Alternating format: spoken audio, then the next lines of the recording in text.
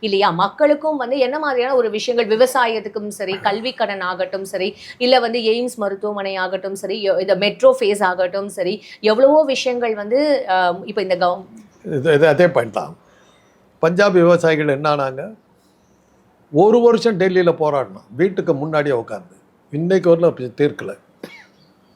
எய்ம்ஸு இன்னைக்கு வரல செங்கல் அப்படியே இருக்குது மதுரையில். அந்த செங்கல் பத்திரமா இருக்குது. மெட்ரோ ரயில் எங்கே கொண்டாரு? அவர் எங்கே கொண்டு ஃபேஸ் 2 வரப்போதே சார் நம்ம சென்னையிலே. Local government பண்ணுதுமா.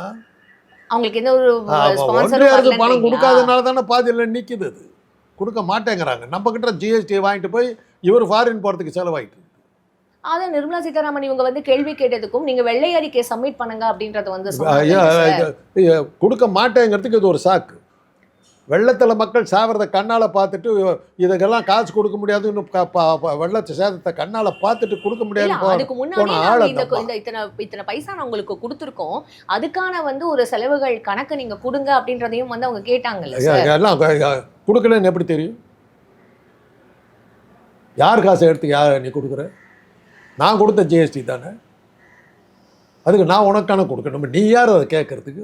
வருமானம் அது பேங்க் கிளார்க் கேட்குற மாதிரில இருக்குது. வேலை என்ன? வந்து பார்த்தேன். அது Prakash Raj கேட்டார்மா, when Kerala is submerged in floods, 3,000 crores for Patel statue அப்படின்னாரு. உடனே ஒரு ரூட்டில் ரெய்டுக்கு போகிறேன்.